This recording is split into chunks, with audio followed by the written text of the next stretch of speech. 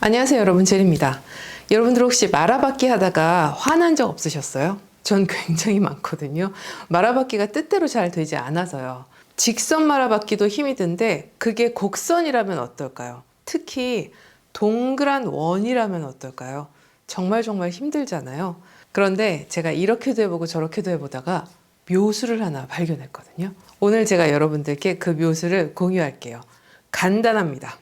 일단 두 개의 동그라미를 잘랐어요. 이게 린넨이라서 좀 늘어나는 경향도 있는 그런 원단입니다. 처음에 말아받기 노루발을 끼워서 한번 시도를 해볼게요. 사실 가정용 말아받기 노루발은 정말 잘 안 되는데 공업용은 말려 들어가는 구멍도 좀 크고 길어서 그런지 잘 되는 편이에요. 하지만 동그라미는 아무래도 좀 무리다, 그쵸?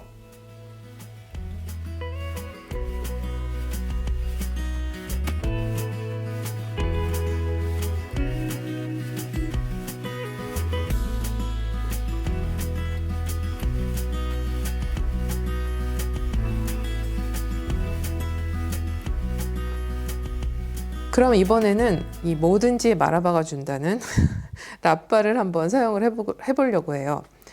이게 사실 어지간하면 이 말아받기 랍바는 다 잘 됩니다. 가정용 재봉틀에서도 잘 되고요. 말아박을 걱정을 다 덜어주는 그런 아이템이죠. 그런데도 이런 동그라미는 좀 무리가 있을 것 같아요. 이게 잘 되다가도 어떤 부분에서는 아예 풀려버리기도 하고, 이 얇은 원단에 말아받기 했던 거를 뜯으려고 하면 정말 낭패죠. 다 뜯어져서 그 올이 다 풀려버리잖아요. 그럼 정말 울고 싶은 마음인데 우리가 이럴 때 사용할 수 있는 묘수를 지금 알려드릴게요. 바로 언더스티치를 하는 거예요. 제가 얼마 전에 올렸던 영상 중에 비법 스티치 5가지에 대한 이야기를 한 적이 있었는데요. 그 영상 보신 분들은 아시겠지만 거기에 언더스티치라는 게 있습니다. 언더스티치는 보이지 않는 곳에 스티치를 넣음으로써 그 부분이 잘 접히게 하는 역할을 한다고 제가 얘기를 했었는데요. 가만히 생각해 보니까 이 말아받기라는 것도 2번 접어서 박는 거잖아요. 그래서 거기에도 언더스티치를 활용하면 그 부분이 잘 접히지 않을까 하고 생각했어요. 아주 얇게 이제 재봉을 합니다. 되돌아받기 하지 않고요. 이 재봉선을 중심으로 이제 접힐 거예요. 한번 동그랗게 재봉을 한 후에 말아받기 랍바를 다시 장착할게요. 처음 시작은 저렇게 앞뒤로 흔들어 가면서 들어가야 잘 말리고요.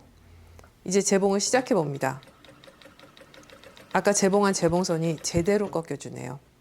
제가 힘을 들이지 않아도 알아서 한번 접혀주니까 저는 다시 한번 접히는 그 부분만 오른손으로 신경 써서 들어주면 되는 거죠.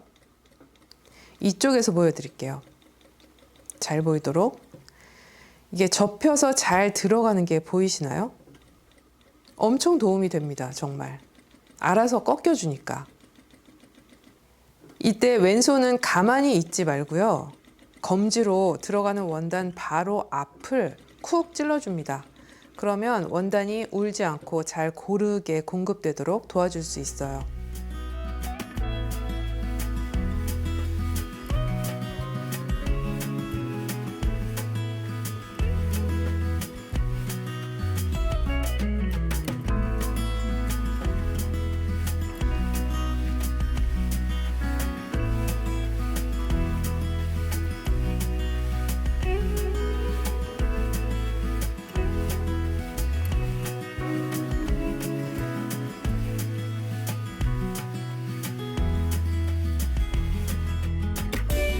어때요 여러분? 정말 묘수지 않나요? 이 한 줄 스티치라는 게 별거 아닌데 이렇게 큰 힘을 가지고 있다는 걸 이번에 또 느꼈네요. 저는 그러면 다음 시간에도 또 영양가 있는 정보를 가지고 오겠습니다.